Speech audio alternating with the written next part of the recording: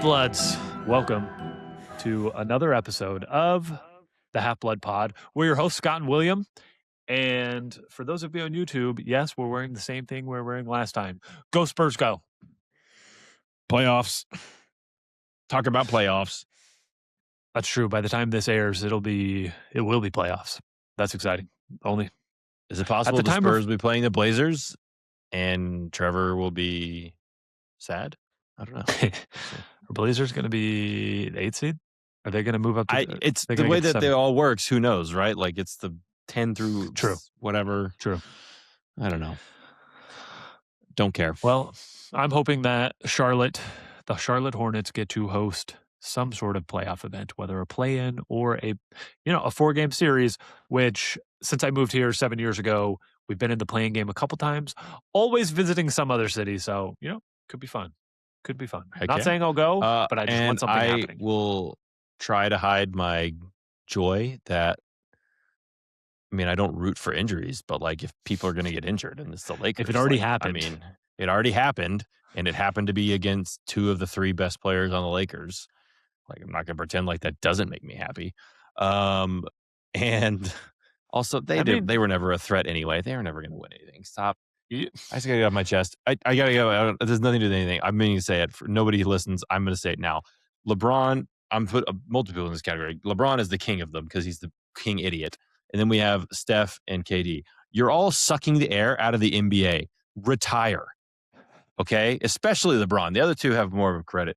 Billy, retire already. Just because we have the technology now and that you can take care of yourself at a rate that's way better than people in the 80s and 90s and whatever, all this stuff, and you can play longer, you're sucking the air out of the league and sucking the life out of the league. You're not that good anymore. The only thing people can say is you're amazing for your age and great for a 43-year-old or however the heck old he is. Sure, he's great. But guess what? He's not one of the 20 best players in the NBA anymore. Get out. You're sucking the air out of the league. Nobody cares about you anymore. Let your legacy be. Just stop being so desperate for attention. You can't just let it go. Go do something else with your life. I have nothing to say. Would you accept one of them to take like a massive pay cut and actually be like the 7th highest paid player on a team? Like, Sure, I think it'd be great. Like, it doesn't really apply to Curry and KD as much. It really is about LeBron because he is truly like too old, and he's addicted to the life and the attention, and he's never going to give it up because he's just going to keep playing forever. Even though, like, the longer he plays, people like, but again, all people can say is like, "Oh, he's just so good for how old he is." Like, yes, that's true, but also, you go watch like peak LeBron highlights, and you'll be like, "This is not that fun anymore." Like, he's just sucking the life out of the teams he's on and causing problems, and people have to pretend like he matters as much as he does. He doesn't. Move he's away, the third dude. option. He's the third option on a team that never has a chance on any title anyway, even if they were all healthy. By the way, zero chance. One of the I'm sorry, but the league is full of amazing talent. Yeah, he's a. I don't know if he's I think he was undrafted or maybe second round. But anyway, like the league is full of insane talent. But like let's keep talking about them. But like, I'm out. It's so boring. Move on. Before you went on that, totally out of character rant, which I've never seen you do anything like that before. You brought up a good point of like, it's already happened. And just like our hero Harry in the Triwizard Tournament, he's like, oh, Floor might be dead. That's kind of good for me. You just can't help it. It's already happened. I didn't want it to happen. I would have stopped it if I could. One down, one less. Which brings us to what we're going to talk about today, which is the Goblet of Fire full cast edition. William, I have to start off with an apology of why we're not doing the Order of the Phoenix right now is because I'm always behind and I apologize. And that's why you're not we're about doing that this life. 2 months late. I am You're not about that life. No, you definitely are. You go above and beyond in literally everything. But I just listen. It still takes me, by the way, it takes me about, because 2.5 to 3 weeks to listen to the audiobook to Order of the Phoenix. It took me 2.5, 3 weeks I guess it's longer. or so, 3+ weeks to listen to it all the way. It's long. I'll commit that we'll do Order of the Phoenix before Deathly Hallows comes out. But when does Half-Blood Prince come out? April 14th. So 7 days from right now. Should I just skip Order of the Phoenix and just go to Half-Blood Prince so we can do that in a more timely manner? I mean, I'm okay. I don't care. I mean, we've listened to the books before. You're going to listen to them all no matter what, right? Eventually. Yes, I am. Right.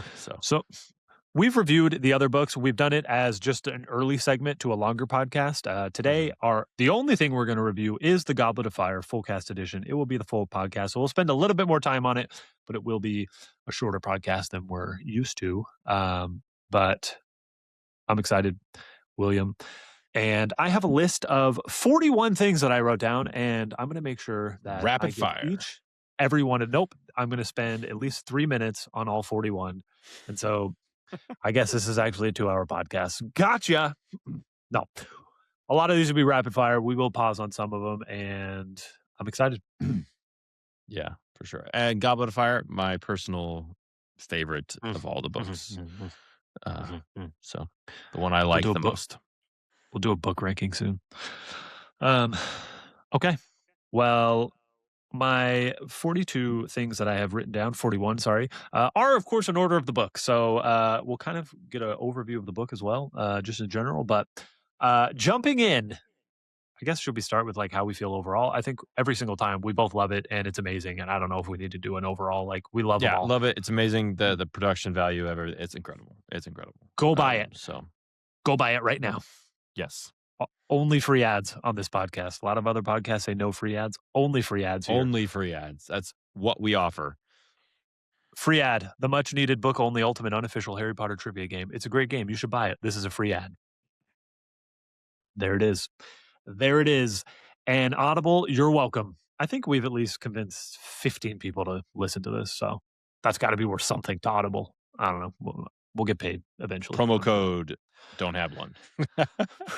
Well, I like that. I should make that a promo code. I actually like that. Promo code ain't got one. All right. The Goblet of Fire obviously starts off with our first non-Harry point of view chapter.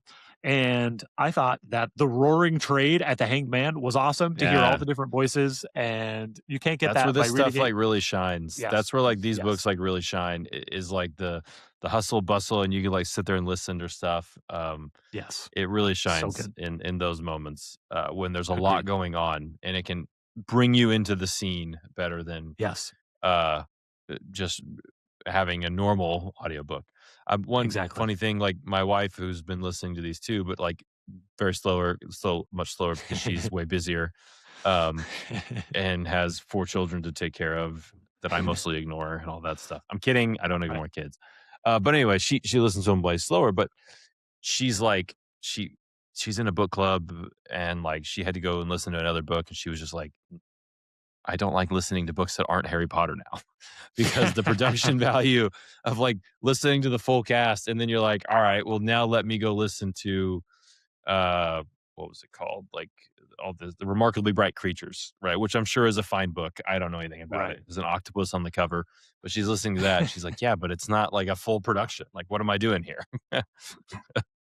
William, as we prepared for our March Madness, and I wanted to listen to all our old battles, I didn't have access to Deathly Hallows and, some of these full cast editions. So I had to go, I was just trying to listen to some of the battles. And I listened to the Jim Dale editions, and William, I have to be honest, listening to Jim Dale was so different. I was like, I don't think I can ever listen to this again. I know that there's a world where both of these exist and they're both great. And I know that I'll listen to Jim Dale again, but actually I don't know if I will. If I have to listen to Harry Potter, I feel like it's always going to be the full cast edition from here on out. Yeah, I would never blame anyone going forward where like they will ever, like if you are starting now, like my children starting now, like why would they listen to the other versions?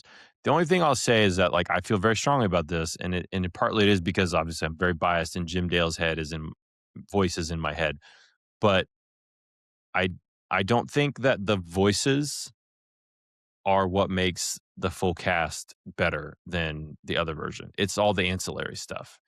If they did all that ancillary stuff and he was doing the voices, it would still be like 95%. Because like obviously he's one man and he did all these voices, and some of them I think he does better than the people they picked, right? Which again doesn't really matter, right? Like but like, Yeah. it's the production of it. It's not the voices. It's nothing about him that he didn't do something right. It's the noise in the hanged man. It's the slithering of a snake. It's the rustling of leaves and like the noise of Right. a great hall and like all this other stuff. That's what makes it great. Um, so I so agree. no shade on him. It's nothing to do with him I and his performance. If as far as I'm concerned, I think there his there is performance is great. there is no shade. There is no shade, but I like the next thing on my list is like this is the first time we really get to hear Voldemort go to work. We heard some Voldemort Oh early. yeah, for sure. Uh but this is the first time we get to hear him go to work. And I did like listen to like Dumbledore and Voldemort like in their battle. And to me, I was like, this is so different. Like, yes, he is great, but it was all about the voices for me where I was like the true high pitch, like what we get out of this Voldemort versus what Jim Dale is Oh doing, yeah, for sure. drastically different to me. And to me, the It is. voices matter a lot. I think like the voice of Dumbledore he does is really good. I think it's Yeah. really good. I don't think like Hugh Laurie's like, however many times better, right? It's weird. Yeah. The weird thing about the voices too, and audiobooks kind of move you in and out. I guess somehow they like trick your brain, but like he does voices for Hermione and Ginny, and like how does he do a girl voice that isn't a girl, but it sounds like the girl, like because she's talking, so your brain like does Yeah, jumps. exactly. It does. Because me personally, I think the best actress or actor in this entire thing, as far as the book is concerned, is Hermione. I think she's incredible. I think she outshines the other two by a mile. I have some Um, Hermione thoughts. I have yeah, some Hermione thoughts. yeah. There might be some lines like you point to, but yeah, I don't know. We got to keep moving. Yeah, um, I think she's the best of the three. She's All of a great. sudden their voices drop and they sound like men. Yeah, yeah.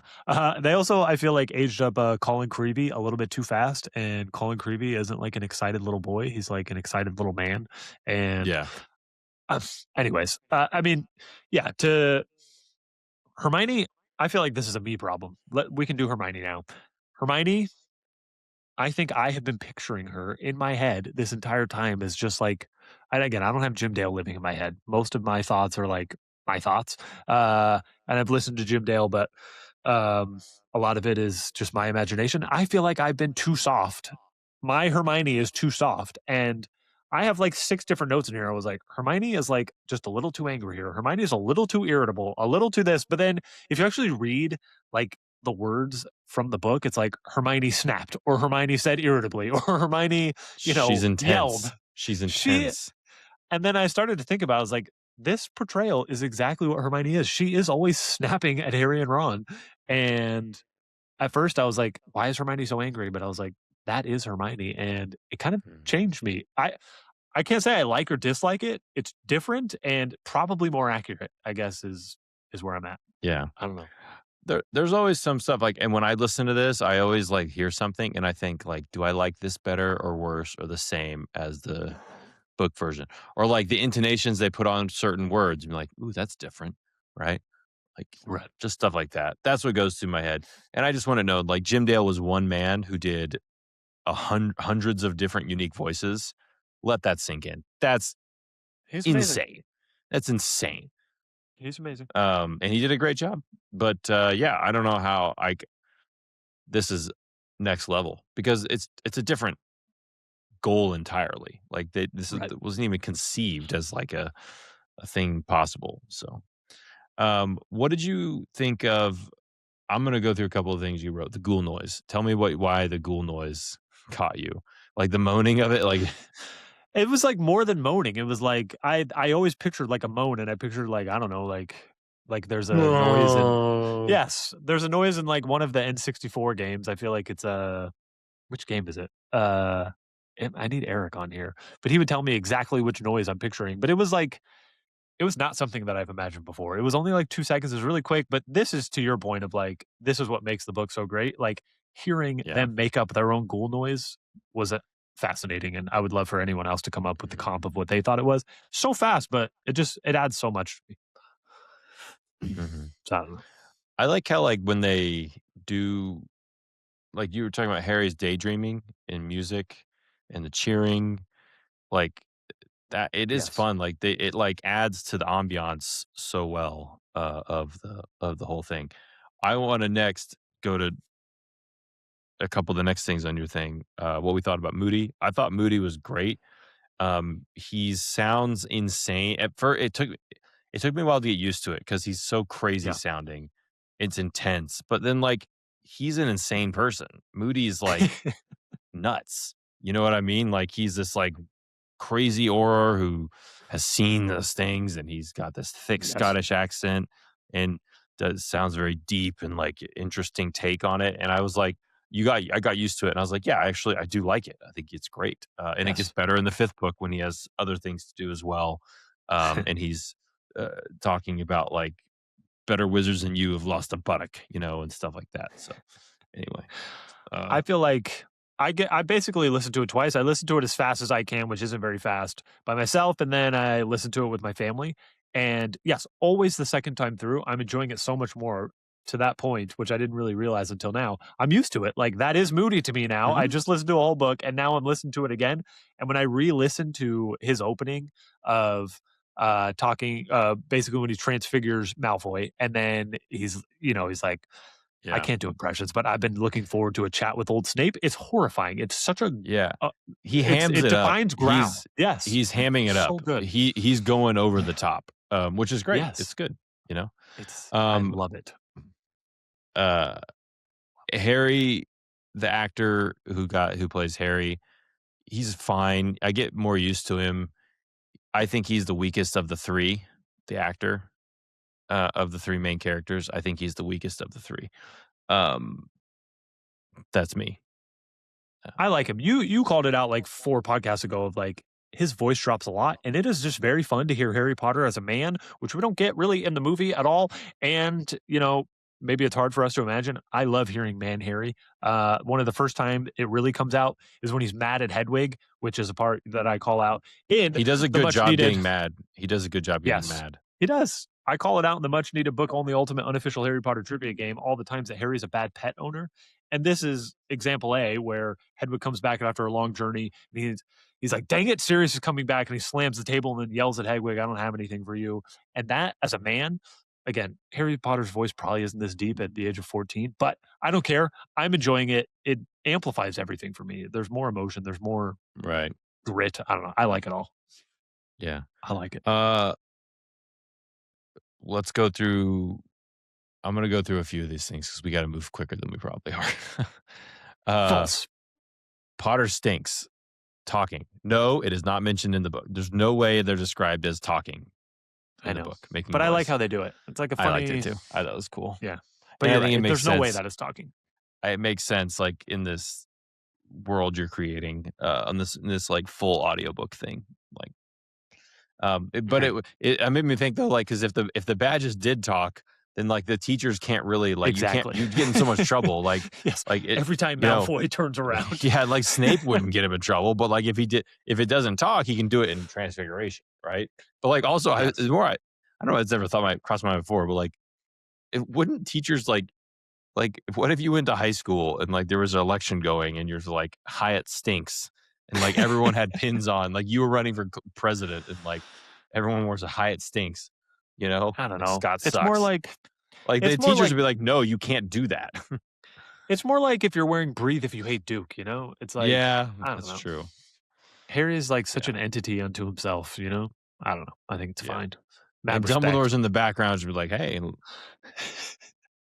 Free speech. He's very laissez-faire, He's just like, hey, hands off.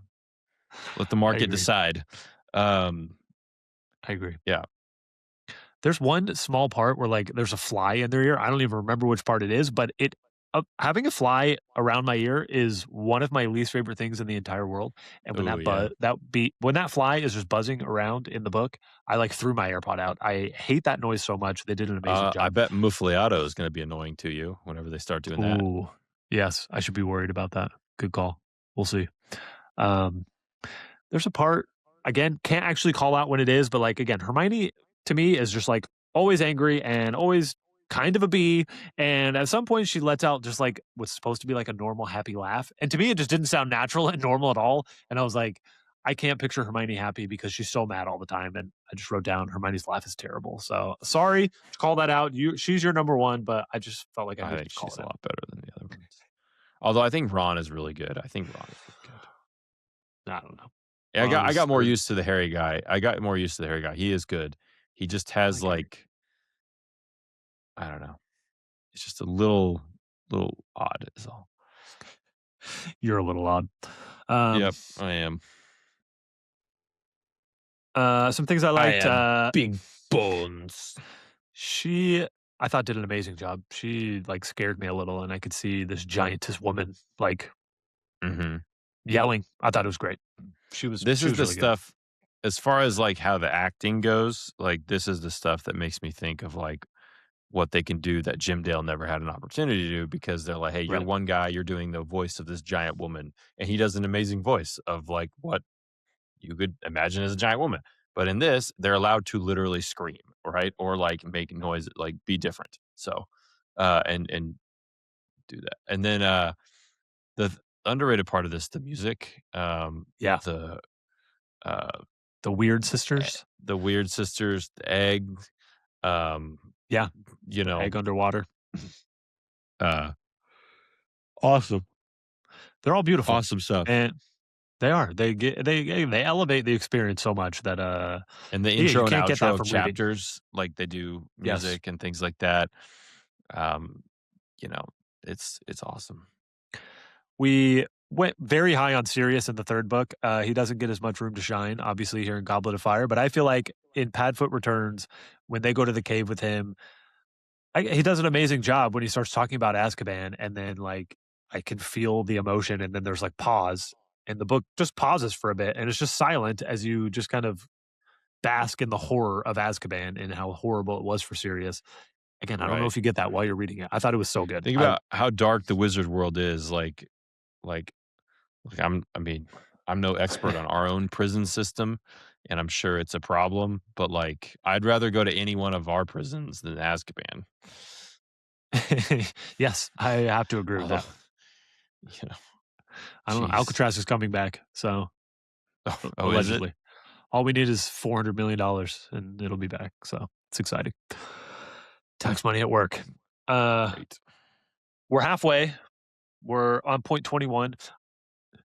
My point 21 is like Winky's hiccups, but overall, like Winky's hiccups, it's fine. But like I remember like reading this out loud to my children. Again, this is like another new experience that I'm having now, where I'm also reading it out loud to my children. And it is hard to do things like hiccup every third word while you're reading to your children. And this just does such a better job. And there's multiple times in here where I'm like, I know I didn't do a great job when I was reading that out loud to my kids. And this is like, it's amazing. You know, they do such a good job, and it makes, why do I read out loud? Why don't I just listen to it the first time? And I'm not going to do that because I love reading out loud to them, but they do an amazing job.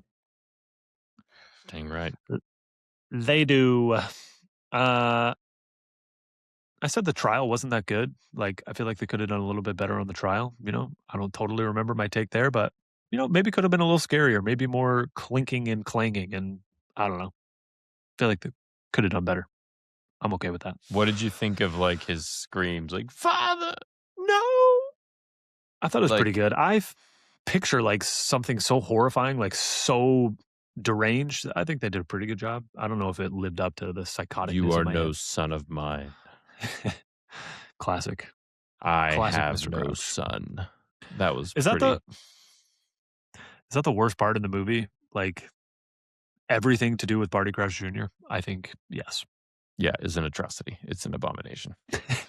We just watched that this weekend as well. We watched half of the fifth, and we got to watch another half probably on Friday. I also watched Goblet of Fire in 2 parts. Yes. They're long. They're long movies. They're long. I don't have any notes kids covered their eyes when they were kissing. They were like, ugh. Good for them. I wonder. I'll give you my kid's reaction. I bet it's not that. I bet it's glued to the TV. I don't have any more notes until we're at the graveyard, and obviously the graveyard is it's pretty amazing. I thought Wormtail's agony the whole time was just Yeah, made the hearing whole the thing whimpers and horrifying. the background noise of that. I thought the graveyard in general, this is where it really shined. Like Voldemort's Yes, like soliloquy of just like telling his story and letting Matthew McFadden like just cook. Like it was yes, awesome. Like I love his Voldemort. I think he's great. same. He's breathy and like higher pitched and like weird and it's really good. I agree. Really, really He's good. amazing. I agree. He's amazing. Again, coming back to Harry being a man when he yells "I won't" when he's fighting the Imperius Curse. I Mhm. loved that. And Again, like the I noise love they man make of Harry. like it's like a bursting bubbles like Yes, like the yes. air being sucked out or like it's really good. It's good. Everything with Priori and Cantatum, to everything you just said of how you can't get this while reading the book, are amazing. The screams coming out of the wand, the shrieking. I mean, it was everything with Priori and Cantatum was amazing. Mhm. Amazing. Yeah, that whole everything about the whole stuff, the final few chapters, I really liked. I will say, the screams out of Voldemort's wand are horrifying. Crowd shrieking is horrible after Cedric's death. That was your next one. Crowd shrieking after Cedric's death. I'm trying to think back, It's like, when they come back and they, it's like it spreads throughout the crowd of like he's dead, and then everybody just starts screaming, and yeah. I thought it was Oh, it gave me goosebumps. uh, Moody, like thunk, thunk, like taking Harry back and like out of Yes. breath and like walking and like he's losing his grip on like he's been like so disciplined as like pretending to be Moody for so long and he is gone. He's lost it. He's like, nope, I finally accomplished it. Like Harry left, he came back, the Dark Lord's back, and he's just like losing it. And he did a really good job at that, I think. I wrote down so many of his lines, and again, I can't do impressions, but when he's like, "I know who the Death Eater is. I assure you I did. I told you, Harry. I told you." I did. I did. I did. I told Yes. you, Potter. I know. There's nothing I hate more than a Death Eater's gone free. For those He of you like who goes haven't higher listened to it, pitched, right? Like he's like yes, that's going pretty like accurate. It's pretty accurate, and it's I horrifying in the best told way. you, Potter. There's nothing I. Oh, he was really good. He's losing his mind, his grip on reality. He is Yes. insane. It was And again, he's so hamming it good. up. He's overacting. He's going over the top. I think it's cool. It's great. I loved every part of it. We already talked a little bit about Hugh Laurie as Dumbledore. I think I think he's he's really good. great. I think he's great. I feel like I he would have been a needed good like an Dumbledore in the TV show. yes, I do picture him in the TV show. I picture the voice like a little bit older, not quite as like our first movie actor in movie 1 and 2, but Yeah, I can see that. I Yeah. want him a little bit older, but I feel like from the time that Harry arrives back with the Triwizard Cup till the end, he's perfect Dumbledore. He has the perfect Yeah. amount of compassion with fire, and he's incredible. I loved every moment Dumbledore's of it. it's always too weird too because like Dumbledore like there's like this weird magic to these wizards that are like super old but they move and act young, you know? Like Yeah. Dumbledore like jumping in the water and swimming with a perfect breaststroke, you know? Like Aunt Muriel like swinging a chair around and be like, at the wedding, like people who are like really old, like Dumbledore Mhm. always projects great youth and exuberance. That's actually a line from one of the books. But True. um, so yeah, I get that with the Hugh Laurie, like, yeah, he does you don't hear his voice and think that's a 150-year-old man, No, um, but you whatever. can't. You're right. You're right. He does But need to yeah, exude I know, youth. yeah, great You're right. energy. Um, yeah, The From there, I think McGonagall and Crouch screaming at each other as they come into the hospital wing afterwards is so good. I think that they I don't know. There's so much emotion, like the kiss, they don't say the word like McGonagall won't finish the sentence like that thing. exactly, and like it just leaves it hanging there. I feel all the emotion, so many goosebumps. Like I don't know. I thought that was amazing when they come in and just screaming at each other. They both did amazing. Hmm. Um, we've talked many times about how emotional it is when Molly gives Harry a hug that Harry describes as only a mother could hug that way, and he's never felt that way before. I feel like that didn't hit the same as it hits when I'm reading it. I feel like I could have used like some Harry sobbing, like some more of that. It was obviously really good. Yeah. I feel like reading it is more emotional for me, which hasn't been the case. A lot of these things, it brings just as much or more emotion while listening to it. Yeah, I feel like these are one of there's all these few moments that we really glom onto, and in the third book, it's Then You Should Have Died, and they hit that one. Yes. Grand slam, out of the park, Agreed. home run. Agreed. Into Covey Cove, like Barry Bonds, out, gone. Like just killed it, right? Like that was like insanely good. This one, it's a more understated moment. You don't get to act it out the same as like screaming at the top of your lungs or how you should have died. That's fair. But yeah, I did feel the same way. I felt the same way because like in my mind, I've built like the emotion of that is too much, that like it doesn't translate to right. Like The sound it doesn't medium. enhance. Yes. Like the medium it's doing on doesn't enhance it further by but as the plus side, if they nail that in the TV show, that is a medium that can add something new and enhance that moment. Absolutely. Again, they can do. They could have done some audio of Harry sobbing. I feel like that could have helped. Yeah, but they could have. Agree. They could have. Yeah, I agree. But HBO I show get, can. as far as our made up, like, big moments, like nailing the Sirius Black one was probably a lot easier because you just had to have him lose his mind and scream. Right. And he did. And it was great. The peak of Prisoner of Azkaban is definitely you should have died, Peter. The peak of Goblet of Fire is surely I assure you I did, Harry, and Moody losing it.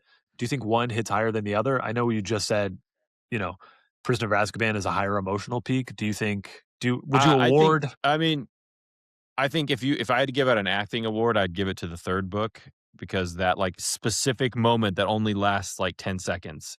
But in the fourth book, it's more spread out. It's a better scene because it's longer. It lasts. There's more to do. But like if you said like what moment, like 10-second window is like the ultimate. Then it's the third book. That third book. But sounds like you'd give the Emmy though to James McAvoy. Yeah, I guess so. I don't know because he lasts longer and like that scene goes longer. That's what she said. Classic. William, I only had 2 more notes, but they're not that important. But I have to say them. This is 39, 40, and 41. 39, Amos sobbing is, again, the sobbing I really wanted with Harry. I thought that was pretty good. The chess noises are awesome. They're just playing chess, and I just wanted to write it down, okay? When they're playing chess, you can hear them fighting. It's awesome. And finally, Hugh Laurie crushed it with his Remember Cedric Diggory speech. I thought it was that was better, really good. Yeah. Better than I pictured in my head. I thought it was amazing. And those are my 41 points on the Goblet of Fire Full Cast Edition. It's an A+. Perfect. It's incredible what they've done. And I can't, we can talk about book 5. We got to think of like a better rubric to like discuss it. But I've been taking notes on book 5. I took some notes on book 5 too, but book 6, a week away. Can't wait. If Hunter's favorite book. Shout out Hunter. True. Also my favorite book. So screw Hunter. Okay. This is my podcast. Yeah. Oh yeah. If you need access to the books, just download the Prologue app and William will hook you up. And yeah, we got you. I own them all legally. I bought them on Amazon for Audible. Yes, you did. But did I? You are my family. You are in my Apple family. I'm in your Apple family. I'm in your Nintendo family, and I'm in your Prologue family. If that's not family, I don't know what is. And I'm in your Half-Blood family. That little box right there. That's got everything. That little box saves lives. It's not so little. Thank you. It's huge. Fair point. We're definitely family, and Half-Blood's all family. And again, 35-minute podcast. If you like this, let us know that it's a little shorter. If you miss another hour of rambling, also let us know, and we'll get this right. William, when we come back, I'm like 99% sure we'll be doing plot holes in Harry Potter. And that'll be a good one. why they're plot holes or why they're not plot holes. If people are liking these smaller episodes, then we might have like some 15-minute episodes where we just talk about one plot hole. And if we decide we want to gap for 3 hours, then I look forward to that. Well, we could gap for 3 hours and then split it up into multiple episodes. But I'm very looking forward to pooping on people who are like acting like they're so smart because they discovered plot holes in books. Like, yeah, no duh, there's plot holes. Who cares? I can't wait to take them down. I think most of them are weak. I think most of them are weak. I agree. I agree. I can add some like James and Lily Potter being head boy and head girl. Plot hole, but not in the German version, which we learned last week. No, not at all. Have you learned any German since the last podcast? Have I learned any German? Deutschland über alles. And oh no, those are all things I learned in like history class that are sad about the Holocaust. Never mind. Yeah, good call. Well, do better next time. Have some German for us. And anything before we deuce? Got nothing. Peace. Can't wait for the next one. Love you, Half-Bloods.